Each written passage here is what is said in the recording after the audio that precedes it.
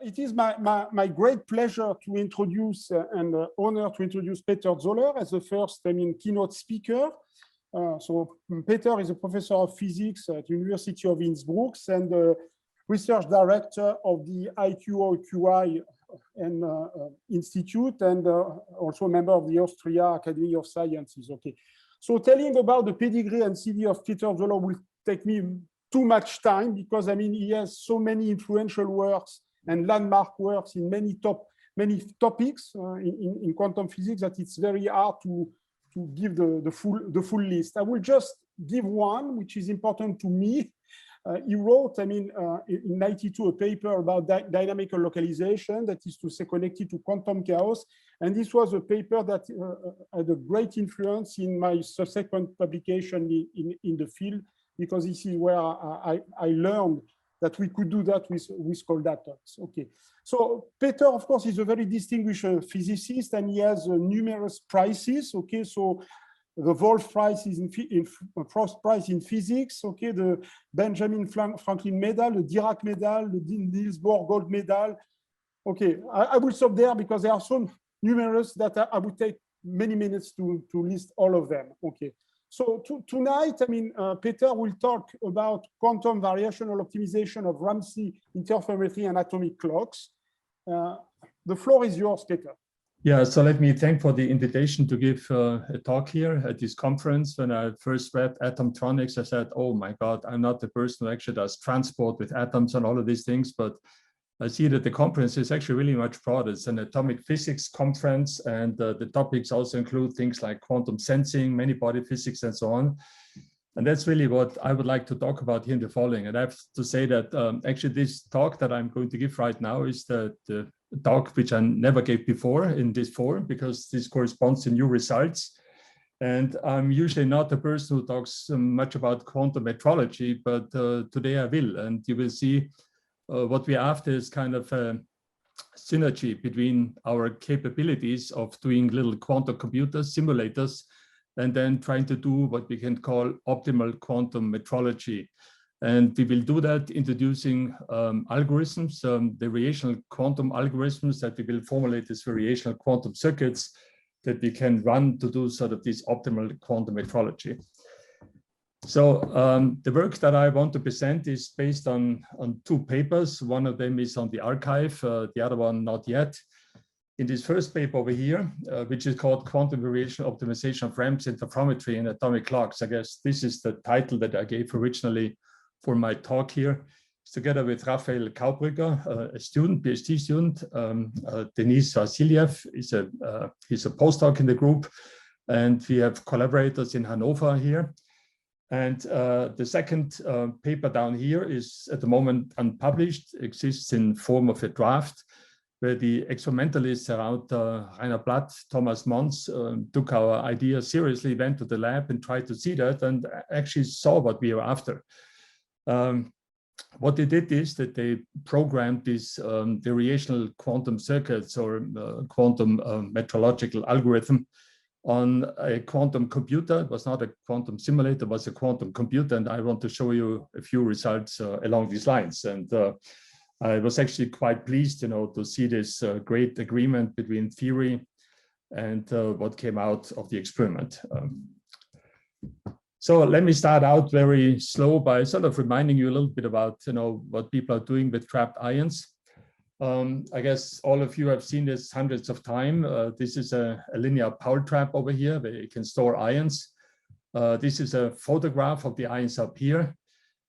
These ions typically have a distance between them of about, 10 micrometers to say something. And you can individually address these ions with laser light, and you can cool them down to very low temperatures. And we can also persuade these ions at the end to act as a quantum computer, quantum simulator. And of course, this is the history of trapped ions as a quantum sensor to do, for example, Ramsey to build an atomic clock. The basic idea behind the computer and simulator is, of course, that each of these ions that we have here, each of these atomic ions has sort of like a spin up and down that can represent the qubit. In the case of the quantum computer here in Innsbruck, this is actually an optical qubit. where, you know, in strontium plus, so in this case, actually calcium plus, you know, the ground state and an optical excitation, one of the D states is taken as this optical qubit. But this also makes, you know, what we talk about in this context very valuable when you talk about optical clocks.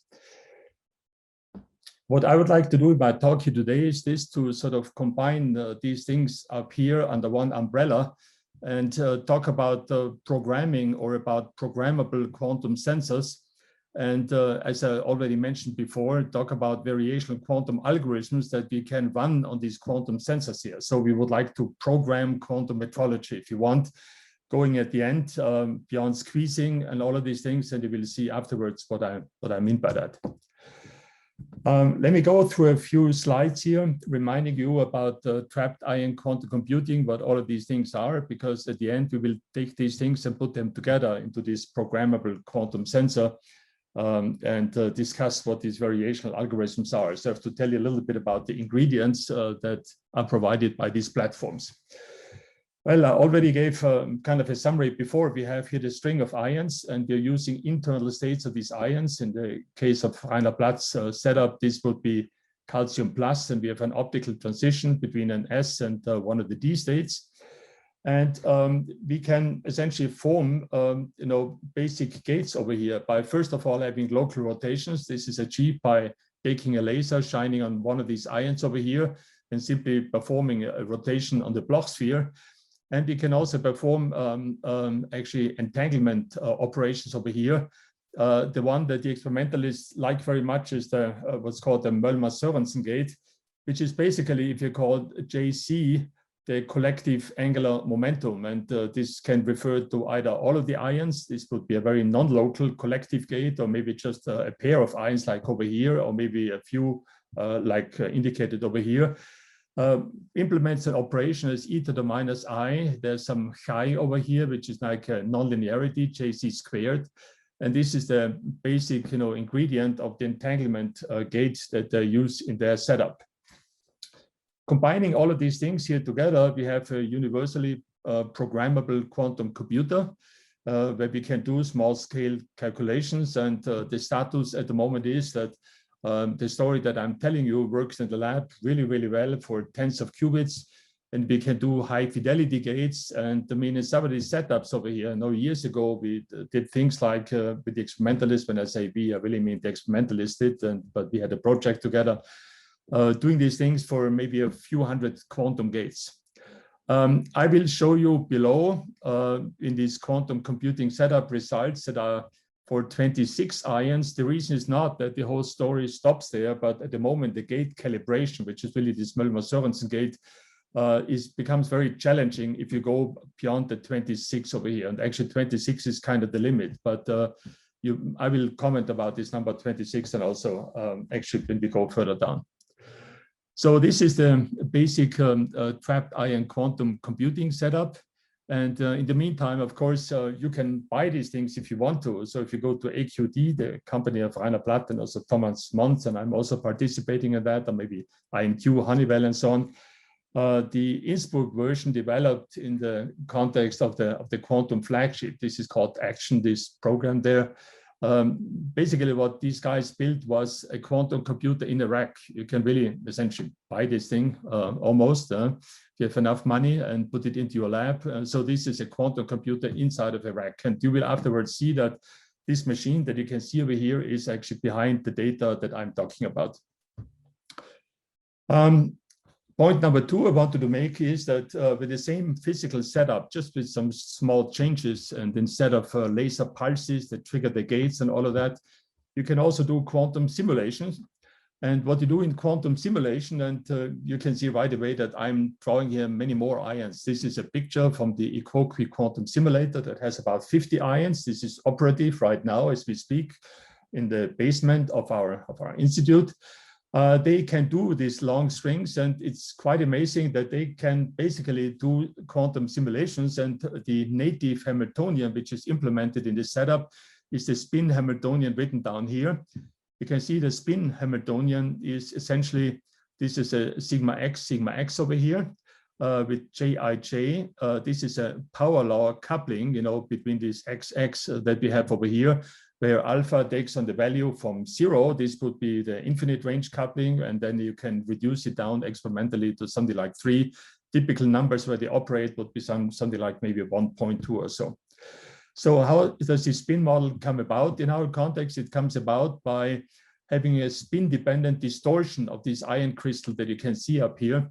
And if you start integrating out the phonon modes, then these effective spin-spin interactions will arise. And this model, has been investigated in the lab in physical context, like, for example, studying quench dynamics and all of that. You just take this Hamiltonian, for different parameters, plug it in, and you can learn a lot about entanglement and so on and so on. But let me sort of focus a little bit more in what I'm saying.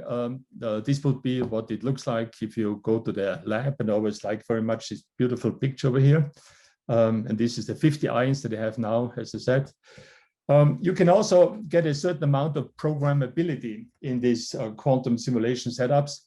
And it's actually a limited programmability to the extent that you can easily imagine that you can form a kind of sequence of gate operations where you switch on your icing interaction for a certain amount of time with your parameters. So this gives a certain set of parameters, how long you switch these things on, what your couplings are and so on. You can change all of that. So you can sort of form primitive gates over here.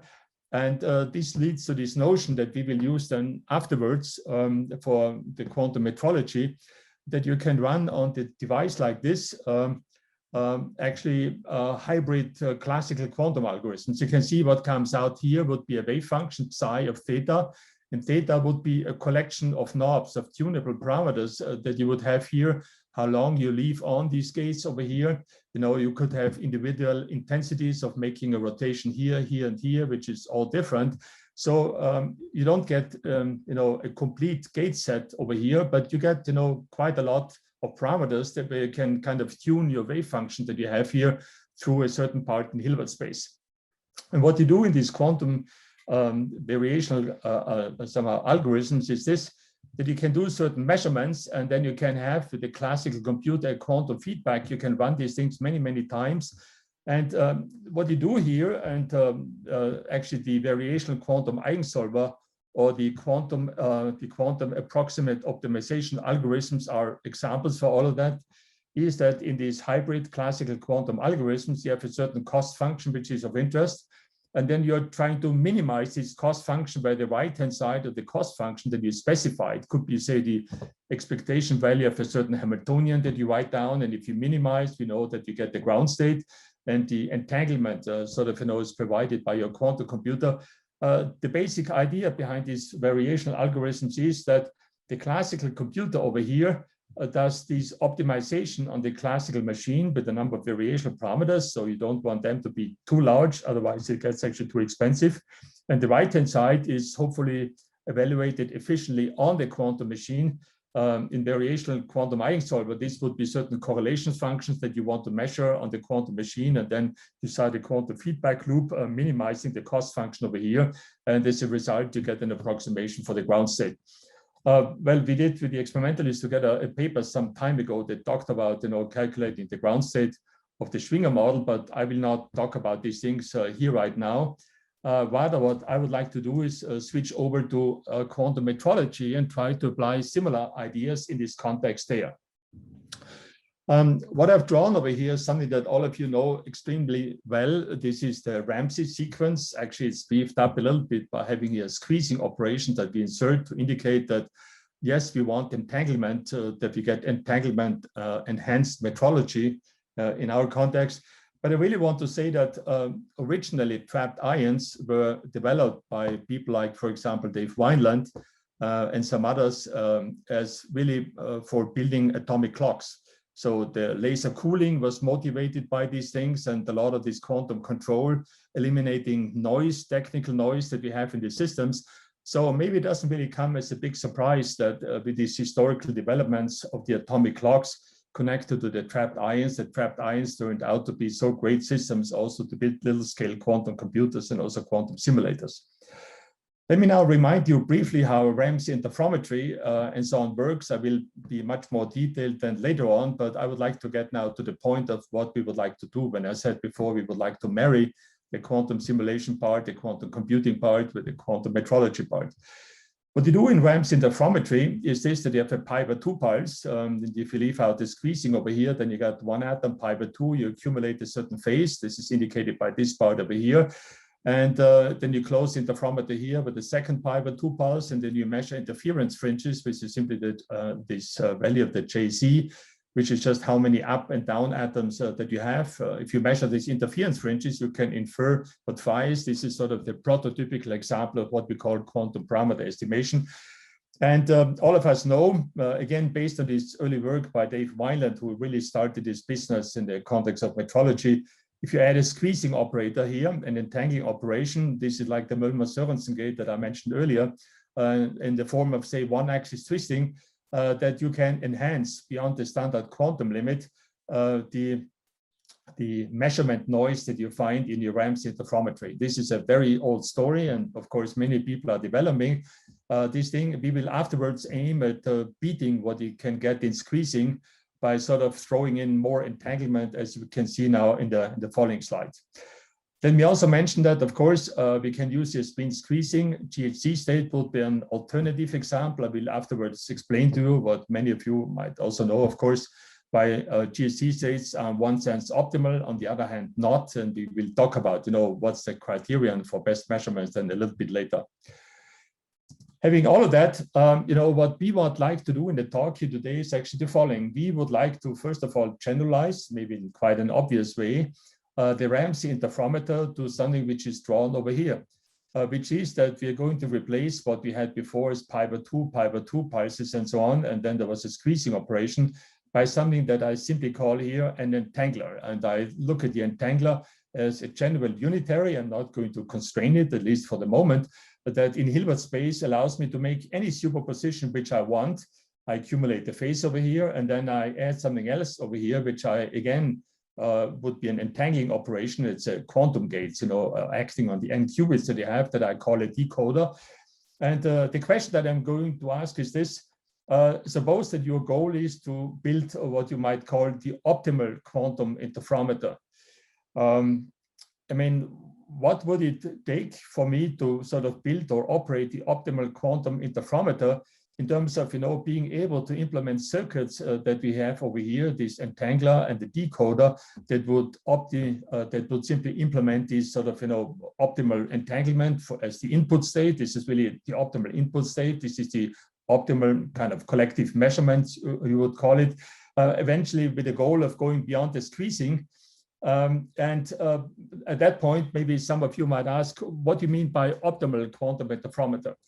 Well, whenever you talk about an optimal quantum interferometer, you have to specify what you mean by optimal by essentially, writing down a certain cost function. So imagine a virtual discussion with an experimentalist where you would say, oh, what would you like to measure? And what's sort of, the criterion for, for having a good interferometer or maybe not?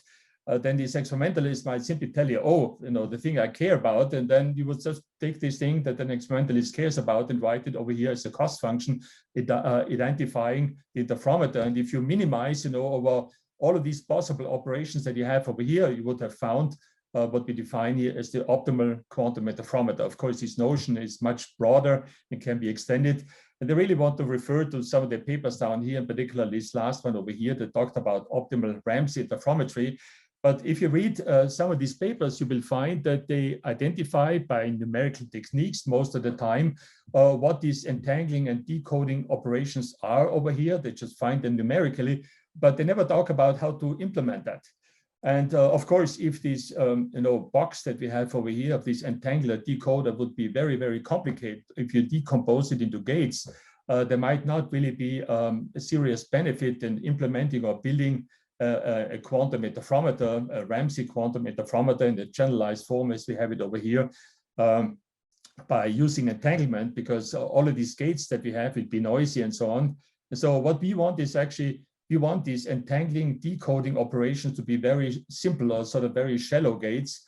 And this question of how to implement is then sort of reduced to what I talked about earlier. Well, let's take this cost function, but let's not optimize either as minimum or maximum this cost function over, the complete entanglement operations that we have here in the phase space. Let's just, take the ones that the experimentalist is able to actually implement in the lab, based on the native operations and have only very shallow depths. So this leads us to formulating a variational principle where this cost function that defines the optimality of the interferometer or of your quantum sensor is then implemented as a variational optimization with hopefully a shallow depth quantum circuit as the corresponding ansatz. And this sort of, brings this notion of optimality then kind of a step closer to what's the real physics, namely that doing all of these things in here, like these entanglement operations, they may be noisy. So, once technical noise enters, maybe there's not so much gain in adding entanglement to the story. And so having shallow depth circuits as approximation, hopefully a good approximation for what is close to the optimality. And actually one of the surprises of what you will see in following is that it is possible with shallow depth circuits to get to this optimality. This is what I want to talk about. I said before that we can think about this problem here sort of in two possibilities. And just if I think of my experimental friends here in Innsbruck, they would have as native resource either their quantum computer setup where they do global rotations, maybe also local rotations, one-axis twisting and the Möllmer-Sørensen gate that you might have over here. But I might also go to another lab where what they have is this very long string and they would run it as a quantum simulator. What I would like to make you sensitive to is actually the following, that when we talk about these things over here, of course, you are always in what we call the symmetric subspace. This makes the analysis of having some operations in the Hilbert space, which is only proportional to the particle number, not to the n, sort of simple. But over here, when you go really to something like having an Ising Hamiltonian that has finite range, the whole many-body complexity comes in. So when you evaluate your optimal quantum interferometry on the left-hand side over here, there's really also not a benefit from running actually, a quantum interferometer as a Ramsey, but you also benefit from the fact that we're doing here variation on something which is a hard many-body problem that we don't know how to solve classically for maybe many particles like the one that we have over here. So while in the first case, we might be able to do theory, and this is what we do then afterwards. Over here, we can, on the theory side, only do very, very simple systems, but this whole notion of doing, a variational optimization of these circuits over here, given the resources, is something which is very, very general. I would actually call this thing over here the regime of quantum advantage, where your quantum sensor becomes so big that to find out sort of the best mode of operation is something which becomes then challenging. Let me now walk you through the atomic clocks and variational quantum circuit part and so on. Normally, when I talk to atomic clock people, of course, it will tell me, oh, I know exactly what I care about is the cost function. It's the Allen deviation. So Allen deviation really results from having many Ramsey interrogations after each other. We will at the end talk really about Ramsey interferometry, but let me sort of talk about optimal Ramsey interferometry from the point of view how an atomic clock person would probably sort of phrase, what's relevant, what form one actually should do Ramsey. So in that sense, let me remind you briefly of how atomic clocks work. What you do in an atomic clock is that you have a local oscillator in the cavity, the light comes out, the mirrors might be vibrating. So as a consequence, your classical light that comes out here will fluctuate in time. We have your classical noise. And if you have classical noise, this noise leads to a phase diffusion. And if you sort of compare the integrated phase over a certain time interval that you have over here and compare it with the reference phase, this is the one at the end provided by an atomic ensemble, then you can see that after a while, this phase, this accumulated phase integrated over a certain time period t over here would actually become a distribution and have a finite width. And this finite width over here, well, you can see right away, if I would then like to measure how much phase I accumulated and therefore reset my local oscillator to the original value, sort of lock it again, in our case, to the atomic ensemble, then we have to watch out that we don't go long enough, that we jump out of this -pi plus pi interval. This is the one that the interferometer will be able to measure. In the following, you can see that this delta phi, how broad this distribution is, will depend on time, and this noise model would come over here. You could have, flicker noise or maybe white noise and so on that you can put in. But basically think that as time progresses over here, this is the laser kind of, fluctuating away from the initial value. And when we then ask, what's the value of the phase over here? Then what you would do in an atomic clock is that you, at least in the standard setup, take a single atomic ensemble. And having a single atomic ensemble, you would like then perform a measurement. And the way how the measurement is performed, that you perform a sequence of Ramsey interrogations where the phase that sort of, jumps around between all of these values. Here it has diffused to a certain point, and here it diffuses maybe the other way. And when you measure it, you can see that this is an example where we have a single atomic ensemble, a single quantum system over here, and you're allowed to do a single measurement, and you would like to infer the stochastic phase from that. This is an example of, where you can ask now this optimality question that we will now pursue afterwards. And of course, you can ask it in different ways, but this is what we do afterwards, where I want to emphasize two things. Number one, you would like to do here single ensemble, single shot measurements. So you only get one interrogation of the quantum system. And the second point I want to emphasize, and this is really different from the standard discussion of the interferometer, as you sort of read it in the standard textbooks, is that we would like to build an interferometer that's optimal for a finite dynamical range that we have over here. So these are the two criteria that in the following, in my simple discussion of Ramsey interferometry, will be kind of the decisive goals in what we want to do. And of course, if you are an atomic clock person at that point, you would sort of, having done the Ramsey, hopefully in an optimal way, you would then, feed this thing back, reset your local oscillator, and then the whole thing will start again. That's how atomic clocks work. Let me now, walk you through this variationally optimized Ramsey interferometer really step by step. And there will be, quite a few steps where I would like to explain, what we did and why we did it. On the left-hand side, again, I'll show you that this is the trapped ion. We have a few ions over here.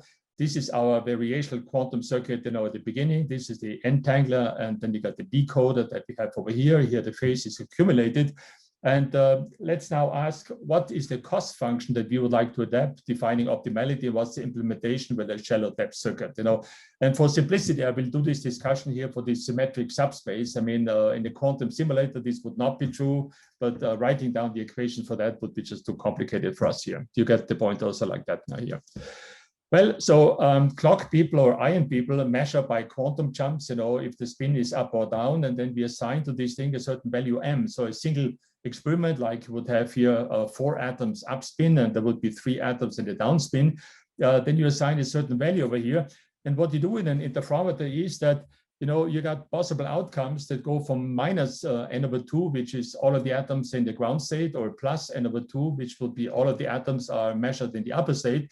You get a certain value of m, and what the distribution is of these m values when you do this experiment many, many times would be this histogram that I'm indicating over here. And of course, quantum mechanics tells you how to calculate these probabilities over here, given a certain phase phi. So conditional to the phase phi, what's the probability of seeing a certain m value? You see these histograms over here, and they're just calculated from the standard formula, entangler, free evolution, decoder, and then projected on m, which is the symmetric subspace over here. But then the next step comes along, which is that you would like to convert this m value. Suppose that you did an experiment.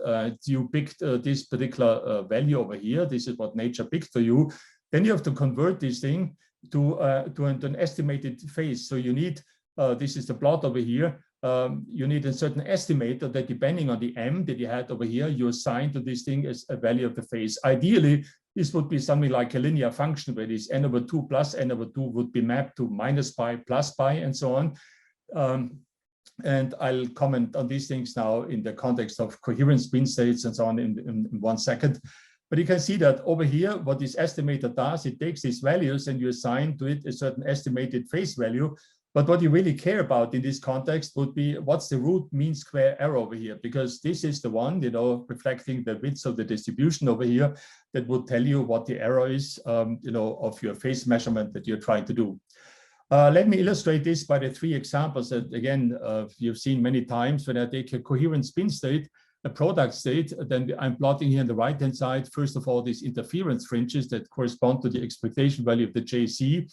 But you can see that the atomic statistics over here, this is this P of M and phi that we have over here, would be this value, and this would be kind of the projection down here. So you would go to this point of maximum slope over here, and you can see then what the corresponding mean square error would be down here, just this value. And if you go to squeezing, of course, the point of the whole story is that this distribution is now somewhat narrow, leading to a smaller error down here. But the basic interference fringe has not really shifted.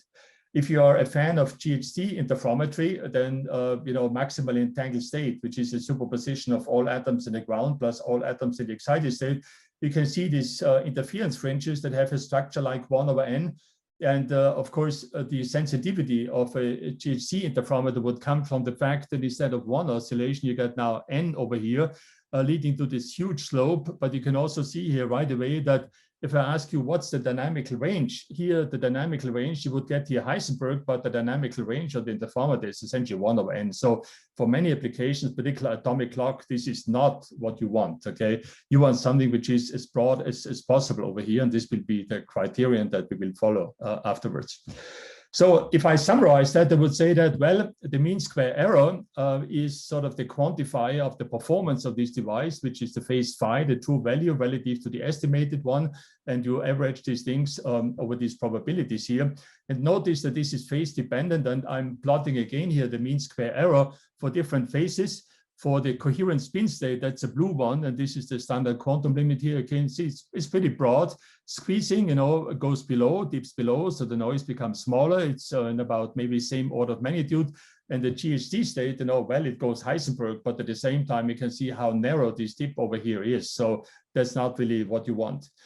But what we have in the case of atomic clock is that we want to have a finite dynamic range. So we are going to ask now, what is the optimal interferometer, or we define the optimal interferometer by simply saying that we want a prior distribution dynamical range over here, which is large, and sort of, to put it in here, we want something where the curve that comes out would be something like this. We go, broad, we want this thing to be broad, but at the same time, we want this thing to be low. So we have an interferometer that has over a broad bandwidth, very reduced noise. And that's exactly what actually atomic clock people would care about. And what we are now going to do is kind of, again, the obvious. We will simply saying, well, let's define the cost function and let's find out what our variational quantum circuits will give us as an answer for that. So we have, again, here the mean square error, but I'm weighting this now by this distribution that has this prior width that we call here delta phi. And in a Bayesian sense, you can say that this is the prior, this is the laser noise that has diffused out. And then your measurement kind of reduces it to an error, which is the one over here, which would be this, you might call it the posterior width. And this would be the Bayesian update over here. And now we are ready to go. Okay, now we define a quantum variational algorithm. Our cost function over here, you just cycle around over here, within the variational circuits that you have, optimizing your interferometer. Well, how do we actually build that? Well, again, this is this virtual discussion with the experimentalists where you go to the lab and ask them what resources you have available. And the quantum computing ties will tell me, well, we got Møllmer-Sørensen gates and we got then global operations over here. And they could also do local operations, but it turns out that global is not only simpler, but actually works better. And then this Møllmer-Sørensen gate, basically does this one axis twisting here. And then we can put these resources together into a circuit, and you can see that the circuits that we are writing over here consist of layers. One layer is that you perform a global rotation by some angle, and you perform a twisting around X and a twisting around C. You might ask why this particular combination? Well, this is the one that preserves certain symmetries, like the one that, the phase that you want to measure plus minus. You want this thing to be symmetric and so on. So you want symmetry on the Bloch sphere.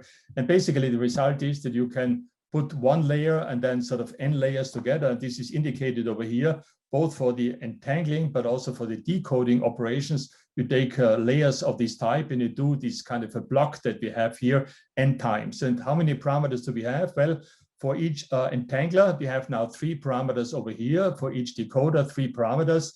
But then we have n entangler and n decoder. This should be DE over here of this. So this is the number of variational parameters. Because these parameters are global operations, the particle number itself does not really enter at this point. So at that point, you can simply say, why not throw these resources and find for a certain depth of our quantum circuit, what the best cost function is that we can obtain. And this is sort of what we do now in the following. And I really want to focus now mainly on some experimental results that were achieved. Theory came first, and then we gave these numbers to the experimentalists. They went there, typed these things into their computers, and indeed, wow, they got answers that were very consistent with what we had.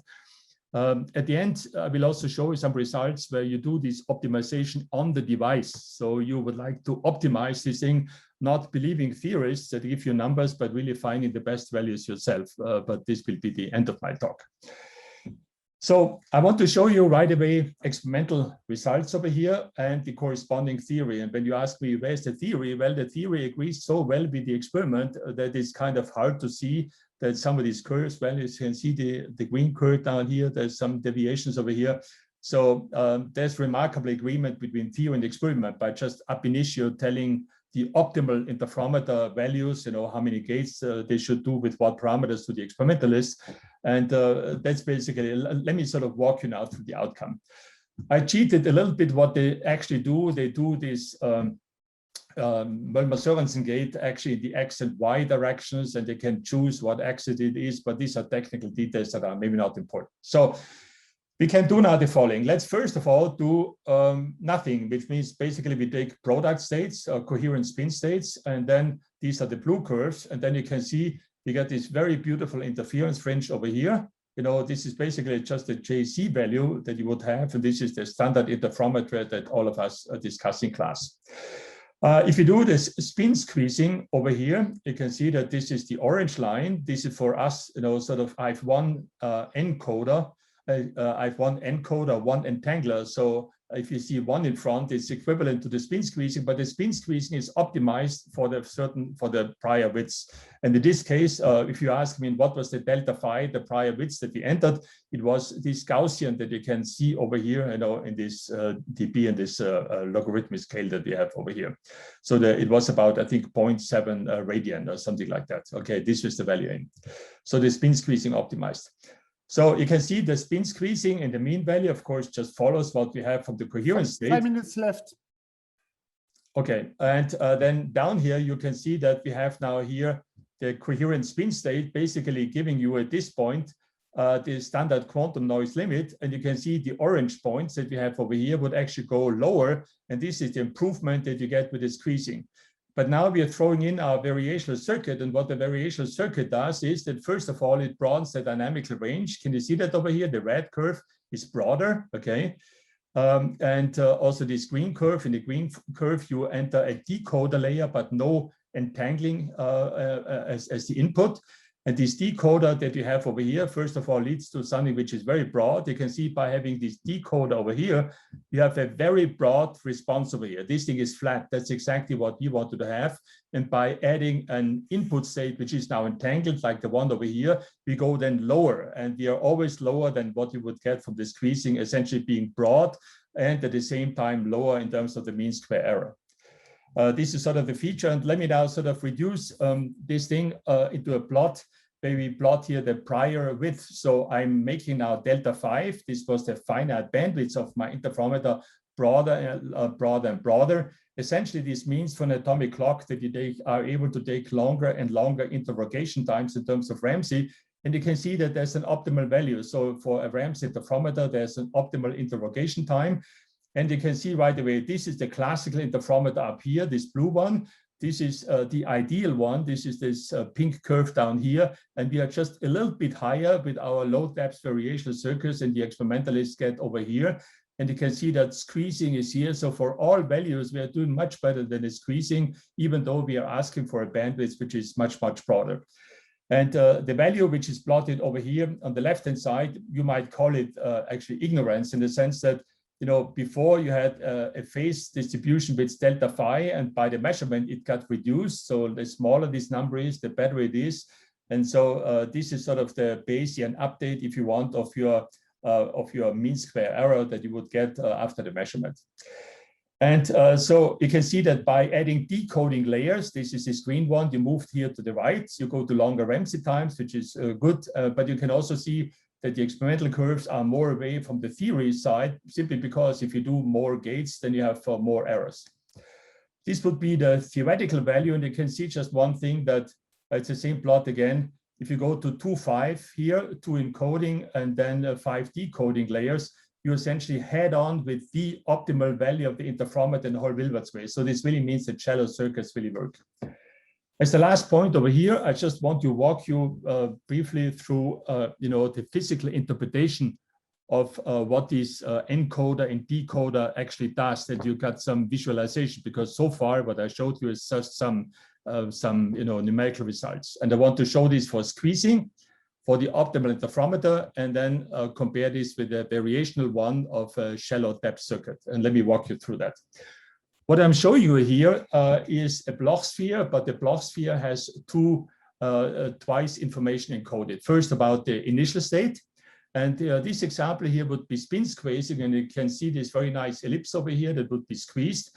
And if you look at the top of your Bloch sphere, what you would do in an interferometer is that you would basically rotate these things over here, And if you convert these things into these probabilities P, M of I, you can sort of list it down here. Notice the finite range of the interferometer from -pi/2 to +pi/2 that we have over here. So this cannot unambiguously resolve phases outside of the pi/2 range, which we have here.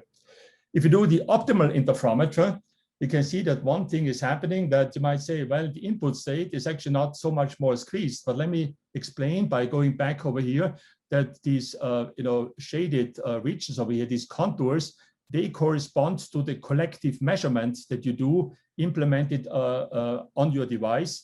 And the standard JY or JC measurement would correspond to something where you would should actually align this quantum state over here, with the contour lines that correspond to the measurement. And you can see the optimal interferometer, what it basically does, you can see this in particular down here, it sort of produces for you approximations to a phase measurement, according to the Beck-Barnett phase states, where you align these things over here. And you can see that here you cross like this. This is the reason this mismatch is the origin of noise over here, whereas these things are aligned over here. The consequence being that your photon statistics or atom statistics that you have here are much more narrow.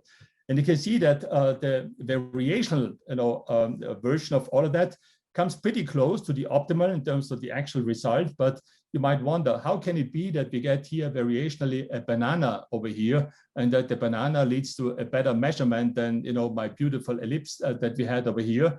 And you can see that particularly if you look at the top from the Bloch sphere, but the magic of the variational circuit is this, that you sort of align at the same time the input state, which is the banana over here, but also these kind of curved lines over here that would correspond to the measurement. So the overlap of this Wigner function here for the measurement and the one for the input state, this is the one that tells you the quality of the measurement. And there may be a banana over here, but if you measure banana with a banana, it's sort of, it comes out as almost perfect. And this is the reason why the 1-3 almost does the same. Here, just the last statement. Well, we can also do this optimization. If you don't believe theorists, giving you numbers for all of that, you can do the optimization yourself on the device. And this is now really running the quantum computer with an optimization algorithm. And you can see that as a function of time, how you go down here is the standard quantum limit. This is squeezing, and how this interferometer finds itself the optimal value, sort of a self-calibration, here done for 3 parameters in a 1-2 sequence. In the regime, actually, where the experimentalists have difficulty calibrating their apparatus. So you can see that we get to something which is almost optimal. These 2 points, so these points here, here, and here, these colors correspond to this. You can see the very wide range, and this is the theory getting excellent agreement. So even after these few iterations that you have over here, you are able to get something which is close to this sort of almost ideal interferometer. I'm concluding now by simply saying that yes, we can do these things also, for example, in regimes where you might have finite range interaction, and when the underlying complexity of the optimization of your cost function no, you cannot do this anymore on the classical computer. And so this on-device optimization becomes not only meaningful in the regime where you cannot calibrate as an experimentalist your apparatus anymore because of technical reasons, but it is also very fundamental because solving this many-body problem cannot be done. And if you have finite range interactions, you can do that. So we did these things for Rydberg arrays, only being able to do very small systems, but the conclusion really being the same, that shallow depth quantum circuits are doing an excellent job in approximating the optimal interferometer. I have here something about clocks, but maybe in a view of time, I will skip that now. Let me just conclude by saying that what I've talked about is a marriage between, on one hand, quantum computers, quantum simulators, and using ideas that were developed in this context, like quantum variational algorithms. Now, in the context of quantum metrology, the achievements include, these simple demonstration experiments that you become better than the standard squeezing, even in the presence of noise that you have in a real experimental system. And the real application, in my opinion, will be that you can optimize here quantum sensors also in the regime where theorists are not able to provide you, with the right parameters, values that you should somehow put into your circuits, but also in a regime where an experimentalist might not be able to calibrate their devices. I've skipped now the part on this atomic clock. So in principle, if you want to ask me over here, there would be some things to be, to be discussed about, converting this to atomic clock kind of a language, leading to these improvements that you have over here. But maybe I simply say, why did you read my paper? Okay, thank you very much. Thank you, Peter, for this enlightening talk about these machine learning techniques, applied to, measurements, interferometry, and so on. So the session is now open for questions. Yes, thank you very much for this talk. So, question. So I didn't get, maybe because didn't say the quantum depth of the circuit and the number of layers, because I presume that the number of layers increase correlation. So I don't understand what kind of correlations you input in your system. Okay, so let me go back to the slide. Let me see. This was the slide that we have over here. I think that's just presentation mode at the moment again. So the choice of these particular operations was basically taken by the fact that, first of all, if you want to include squeezing, you would just have one squeezing operation, and this would be the one that you would have essentially over here from the J squared, and this is just a Möllner-Sørensen operation. So we have here one layer is given by three operations. There is a rotation over here. There is a twisting operation, one axis twisting, and another axis twisting operations about different axes.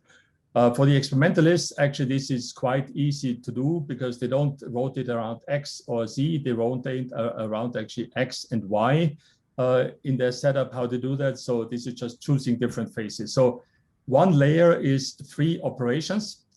And then you do this both for the entangler, but then also for the decoder that you have over here. And then you have to add, and this is this number 3 here, this is the 3 parameters that you have over here. This is one layer. And then how many of these layers you take is given by this N for the encoder and then the N here for the decoder.